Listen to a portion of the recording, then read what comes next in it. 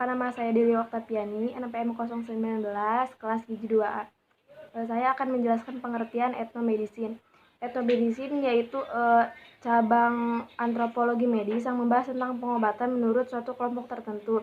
Selain itu, etnomedicine juga membahas tentang asal muasal sebab akibat sebuah penyakit menurut suatu kelompok tertentu. Atau etnomedicine itu sering kita sebut dengan pengobatan tradisional atau pengobatan primitif. Selanjutnya, menurut Joyo Sugito tahun 1985, obat tradisional terdapat dua hal. Satu, ramuan atau obat tradisional. Contohnya, yang saat ini sedang viral adalah jahe kunyit temulawak, yaitu dapat membantu pencegahan corona. Menurut Dekan Sekolah Farmasi ITB, tanaman tersebut terkandung kurkumin yang mengandung senyawa metabolik yang dapat dijadikan antibiotik, antivirus, antioksidan, anti kanker, dan untuk penanganan penyakit Alzheimer secara alami. Yang kedua, cara pengobatan tradisional. Contohnya terapi akupuntur, yaitu terapi yang menggunakan cara pengobatan tradisional. Contohnya terapi akupuntur, yaitu terapi dengan menusuk bagian tubuh tertentu. Hal ini turun-temurun digunakan oleh masyarakat dan dapat diperoleh secara bebas. Terdapat unsur-unsur emosional dalam teori penyebab di dalam antropologi. Menurut kepercayaan, pengalaman-pengalaman emosional yang kuat seperti rasa iri, takut, sedih, malu itu dapat mengakibatkan penyakit. Tetapi tidaklah tepat untuk ditaruh di dalam salah satu dari dua kategori besar, kategori personalistik dan penyakit dan pengobatan naturalistik yang mendominasi etnomedicine dunia. Terdapat tiga hubungan sebab akibat. Yang pertama, patologi humoral. Berdasarkan konsep humor, cairan dalam tubuh manusia, yaitu dari teori Yunani mengenai 4 unsur, yaitu tanah, air, udara, dan api. Humor itu bervariasi kuantitasnya dari tahun ke tahun, tergantung pada iklim dan cuacanya. Pengobatan itu harus ditujukan pada usaha melawan sebab-sebab penyakit dengan prinsip oposisi terhadap penyebab penyakit. Pengobatan humoral menjelaskan tentang sakit dan sehat menggunakan model keseimbangan. Penyakit dijelaskan dengan istilah sistematik yang bukan pribadi. Prinsip keseimbangan sistem naturalistik diekspresikan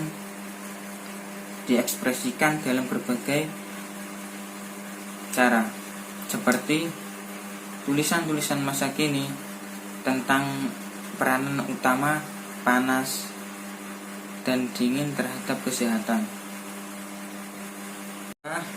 Pengobatan Ayurveda dari India. Penyakit dapat disembuhkan dengan makanan, karena makanan memiliki manfaat, yaitu memanaskan dan mendinginkan. Menurut konsep ini, alam terdiri dari 5 unsur, yaitu tanah, air, udara, api, dan ether. Terganggunya keseimbangan kelima unsur tersebut akan mengganggu kesehatan manusia. Kesehatan juga terganggu akibat terganggunya keseimbangan 3 cairan dalam tubuh yang disebut konsep tridosa.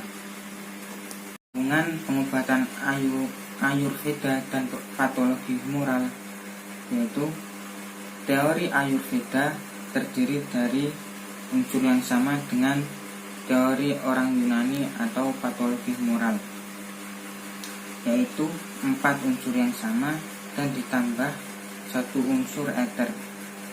Pada tahun 1920 Kongres Nasional India memutuskan untuk melakukan usaha mempopulerkan pengobatan pribumi, yaitu pengobatan Ayurveda dari India dan patologi humoral dari Yunani. Patologi humoral dikembangkan oleh tabib terkenal di berbagai pusat pengobatan ternama, yaitu dengan mewariskan data tertulis. Sedangkan pengetahuan Hindu medis diwariskan dari generasi ke generasi. Sekarang ini patologi humoral merupakan pengobatan rakyat dan pengetahuan kuno, sementara pengobatan Ayurveda mendapat dukungan penuh dari pemerintah India. Yaitu yang ketiga, pengobatan tradisional Cina yang disebut Yin dan Yang adalah dua kekuatan yang berinteraksi secara seimbang dan terus-menerus di dalam alam. Apabila terjadi ketidakseimbangan di alam, maka alam akan terguncang. Bila ketidakseimbangan terjadi di dalam tubuh, maka tubuh akan mengalami sakit. Konsep ini biasanya disebut dengan konsep harmoni alam. Adanya 5 unsur yang terdiri dari air, api, logam, kayu, dan bumi. Menurut teori ini, penyakit yang dianggap karena kekuatan dari unsur luar adalah penyakit yang, sedangkan penyakit karena kekuatan dari dalam disebut penyakit yin. Dalam tradisi Jawa, pengobatan tradisional masih tetap berjalan meskipun praktik-praktik biomedik kedokteran berkembang sangat pesat. Pengobatan tradisional Jawa memiliki konsep penyakit tidak hanya terdapat pada penyebab sakit saja, tetapi juga alasan-alasan seseorang menjadi sakit. Sakit merupakan akibat dari rangkaian hubungan manusia dengan lingkungannya. Misalnya itu, banyak penyakit yang dipercaya akibat guna-guna, jadi mereka tidak membawa ke dokter, tapi ada satu khusus tempat pengobatannya, yaitu misalnya dukun, seperti itu. Selanjutnya, jenis pelayanan kesehatan tradisional di Indonesia meliputi 1. Pelayanan kesehatan tradisional empiris adalah peranan kesehatan tradisional yang manfaat dan keamanannya terbukti secara empiris. Yang kedua, pelayanan kesehatan tradisional komplementer adalah penerapan kesehatan tradisional yang memanfaatkan ilmu biomedis dan biokultural dalam penjelasannya, serta manfaat dan keamanannya terbukti secara ilmiah. Yang ketiga, pelayanan kesehatan tradisional integrasi adalah suatu bentuk pelayanan kesehatan yang mengombinasikan pelayanan kesehatan tradisional konvensional dengan pelayanan kesehatan tradisional komplementer, baik bersifat sebagai pelengkap atau pengganti.